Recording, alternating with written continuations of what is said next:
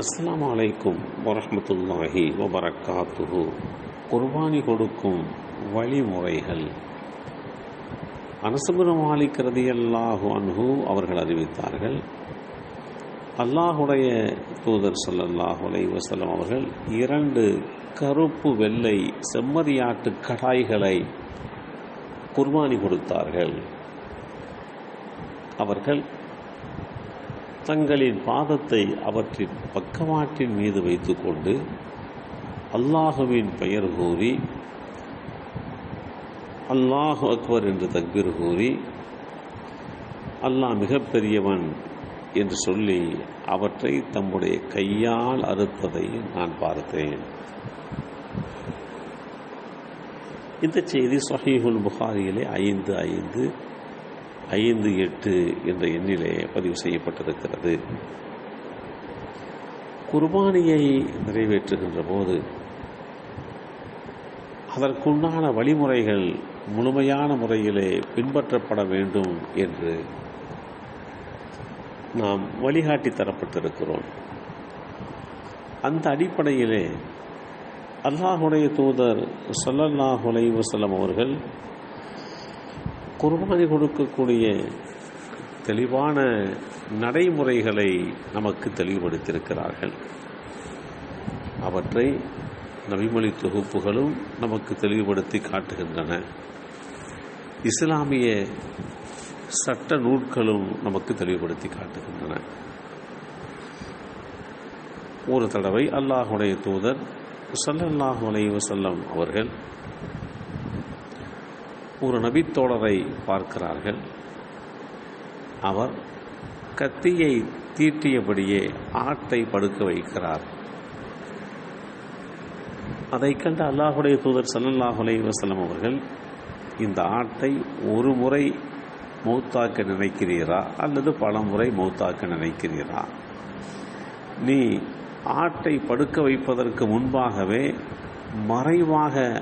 மறைவான இடத்திலே கத்தியை தீட்டி இருக்க வேண்டாமா? இப்படி அறுவடுவதற்கு முன்பாக அதை அறுப்பதற்காக வேண்டி அதனுடைய கண்முன்னாலேயே கத்தியை தீட்டினால் அதற்கு எவ்வளவு பெரிய மனவேதனையை கொடுக்கும். எனவே ஒருபோதும் இப்படி செய்யாதீர்கள் என்று கண்டித்த செய்திகளை நபிமொழி தொகுப்புகள் தெளிவுபடுத்தி காட்டுகிறது. அறுக்கின்ற போது மென்மையை கடைபிடிக்க வேண்டும்.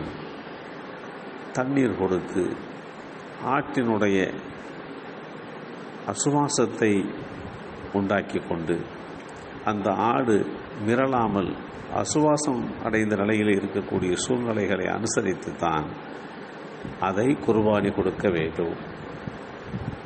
அல்லாஹுடைய தூதர் ஸல்லல்லாஹு அலைஹி வஸல்லம் அவர்கள் குர்பானி பிராணிகளிடத்திலே மென்மையாக நடந்து கொள்ளுங்கள் என்று வழிகாட்டி தந்திருக்கிறார்கள்.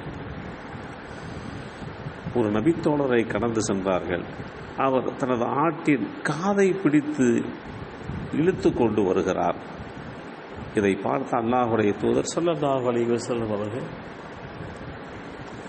அந்த ஆட்டினுடைய காதை விட்டுவிடுங்கள், அந்த ஆட்டினுடைய பிரடியை பிடித்து இழுத்து வாருங்கள். காதை பிடிப்பதனால் அது கடுமையான வேதனையை சந்திக்கும். அறுபடக்கூடிய ஆடுதானே, அதனுடைய காதை பிடித்து இழுத்தால் என்ன, அதனுடைய பிரடியை பிடித்து இழுத்தால் என்ன என்றெல்லாம் இருக்கக்கூடாது. மென்மையான முறையிலே அது அறுபடக்கூடிய ஆடாக இருந்தாலும் மென்மையான முறையிலே அவைகளிடத்திலே நடந்து கொள்ள வேண்டும். அவைகளை வேதனைக்கு ஆட்படுத்தக்கூடாது என்று எச்சரித்த செய்திகளையும் நபிமொழி தொகுப்புகள் தெளிவுபடுத்தி காட்டுகின்றன. குர்பானி பிராணியை அறுக்கின்ற போது கிப்லாவை முன்னோக்கி வைத்து அதை அறுப்பது சுன்னத்தாகும். அப்படி அறுக்கின்ற போது முறையாக அதனுடைய நரம்புகள் அறுபடுகின்ற வகையிலே அந்த அறுப்பு முறை இருக்க வேண்டும். கூரான கத்தியை கொண்டு அதை அறுக்க முற்பட வேண்டும். கூரான கத்தியை கொண்டு அறுக்க முற்படுகின்ற போது அது இலகுவான முறையிலே இறப்பை தழுவுகிறது என்றும் இஸ்லாம் தெளிவுபடுத்தி காட்டுகிறது.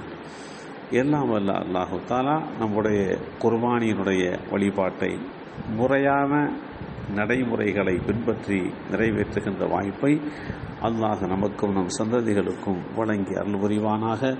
அஸ்ஸலாமு அலைக்கும் வரஹ்மத்துல்லாஹி வபரகாத்துஹு.